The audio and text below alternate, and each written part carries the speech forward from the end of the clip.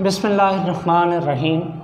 अस्सलाम वालेकुम क्लास, मैं आबिद हुसैन आपके साथ मुखातिब हूँ। आज का जो हमारा टॉपिक है वो हैलोफॉर्म रिएक्शंस है। आप उसी रिएक्शन को कंटिन्यू कर रहे हैं जो आपने base catalysed nucleophilic addition reaction को डिस्कस किया था। आज हमारे पास हैलोफॉर्म रिएक्शन बेसिकली एक आइडेंटिफिकेशन टेस्ट है उन अल्डिहाइड और उन कीटोन्स के लिए विच में have methyl group. Like acetaldehyde में भी मिथाइल ग्रुप होता है और मिथाइल कीटोन, कोई सा भी मिथाइल कीटोन वो भी आपके पास क्या रखता है कि CH3 ग्रुप रखता है, और वो CH3 ग्रुप जो है वो किस में कन्वर्ट हो जाएगा, आयोडीन के साथ रिएक्शन करने के बाद वो आइडोफॉर्म में कन्वर्ट हो जाएगा।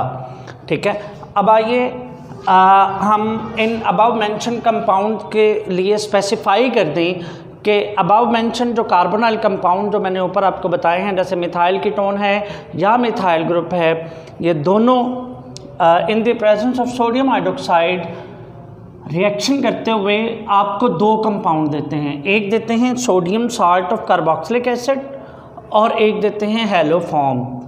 अब अगर यही हैलोजिन आप आयोडीन की सूरत में इस्तेमाल करेंगे तो आपको आइडोफॉर्म देगा, अगर क्लोरीन की सूरत में इस्तेमाल करेंगे तो आपको क्लोरोफॉर्म देगा, और अगर ब्रोमीन की सूरत में इस्तेमाल करेंगे तो ब्रोमोफॉर्म देगा। ये तो एक जनरल व्यू था। आइए अब हम इनके कुछ रिएक्शंस को देखें। हमारे पास ये जो जनरल रिएक्शंस, अगर मैं इसकी बात करूं तो देखें मिथाइल कीटोन या एस्टल्डिहाइड। अच्छा, एस्टल्डिहाइड ही सिर्फ क्यों लिया जा रहा है, क्योंकि इसमें ये मिथाइल ग्रुप जो है वो ज़रूरी है, और कोई एल्डिहाइड ये वाला रिएक्शन नहीं देता। ये स्पेसिफाई है मिथाइल कीटोन और एस्टल्डिहाइड के लिए जो आपके पास मिथाइल ग्रुप रखते हैं।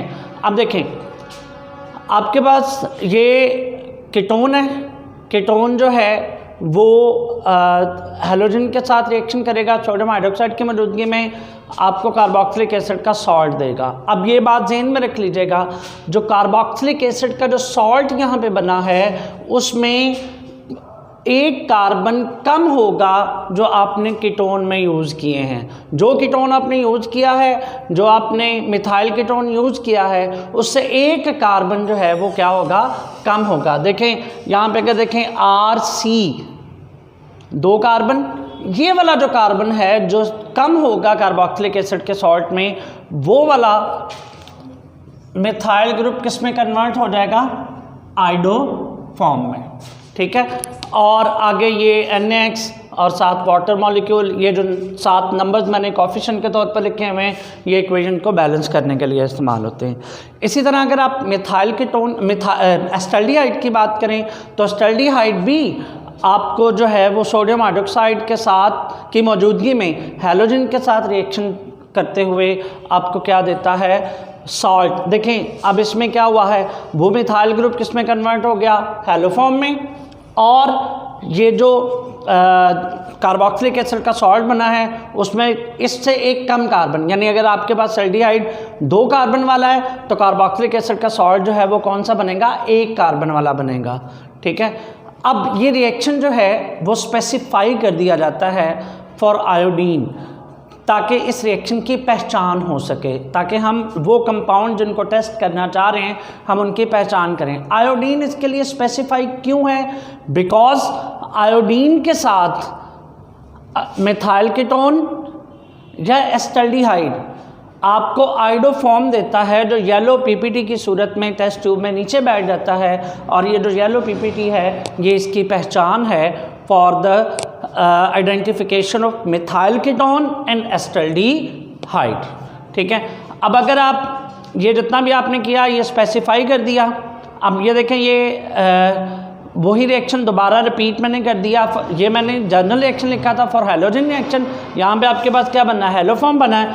अगर यही एस्टल्डिहाइड आयोडीन के साथ रिएक्शन करेंगे तो आपके पास ये क्या बनेगा, आइडोफॉर्म, और ये जो आइडोफॉर्म है ये आइडोफॉर्म जो है वो आपको पहचान देगा येलो पीपीटी की शक्ल में।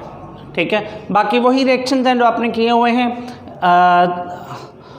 जो आपने अपने अल्कोहल्स की पहचान के लिए, अल्कोहल्स की डिस्टिंक्शन के लिए भी आपने ये रिएक्शन किए हुए थे।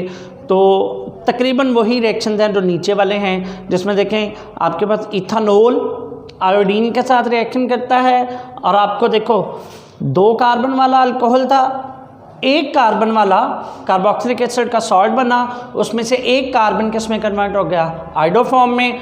बाकी ये आइडोफॉर्म इस अल्कोहल की क्या बन जाएगा, इसका बनना ये पहचान बन जाएगा। इसी तरह वो अल्कोहल जो सेकेंडरी अल्कोहल्स होते हैं, लेकिन उनके लिए शर्त है कि अल्कोहलिक ग्रुप 2 नंबर कार्बन के साथ हो, तब जाके आपके पास आयोडीन के साथ रिएक्शन करके आपको वही सॉल्ट बनेगा, वो भी एक कम कार्बन वाला।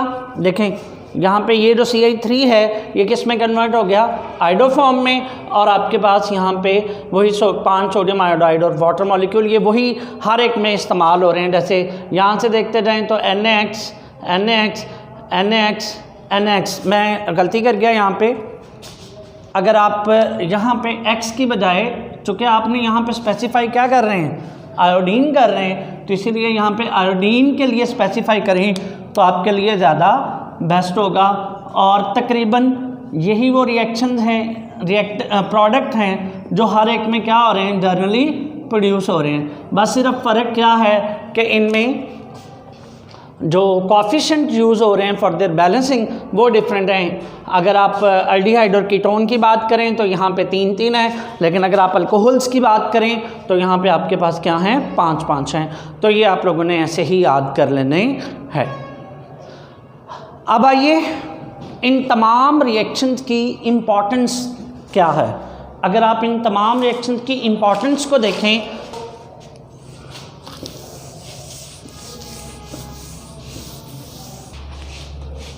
अगर आप इन तमाम रिएक्शंस की इम्पॉर्टेंस को देखें तो सबसे पहले अगर आप इम्पॉर्टेंस की बात करें,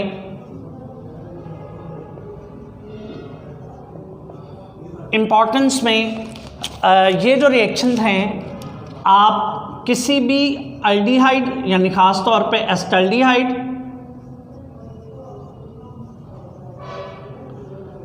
या मिथाइल कीटोन, इनको आप कार्बोक्सिलिक एसिड में कन्वर्ट कर सकते हैं, कार्बोक्सिलिक एसिड में कन्वर्ट कर सकते हैं। लेकिन याद रखिएगा कि इस कार्बोक्सिलिक एसिड में वन लेस कार्बन होगा, यानी कार्बन एक कम होगा जो अल्डिहाइड और कीटोन में इस्तेमाल हो रहा है। ठीक है, तो ये तो पहली इसकी इम्पॉर्टेंस थी। उसके बाद अगर आप इसकी दूसरी इम्पॉर्टेंस देखें तो आइडोफॉर्म टेस्ट जो है, आयोडोफॉर्म टेस्ट, ठीक है। आइडोफॉर्म टेस्ट के हवाले से अगर बात करें तो ये आयोडीन के लिए, जैसे मैंने आपको बताया कि ये स्पेसिफाई कर दिया जाए अगर आयोडीन के लिए, तो आपको आइडोफॉर्म की सूरत में क्या मिलेगा, येलो पीपीटी। यानी अगर आप इस हेलोफॉर्म रिएक्शन को आयोडीन के साथ स्पेसिफाई कर दें तो आपके पास आइडोफॉर्म का येलो पीपीटी बनेगा, जो किसी भी एस्टल्डिहाइड, एसिटल्डिहाइड और मिथाइल कीटोन्स को डिस्टिंग्विश करेगा फ्रॉम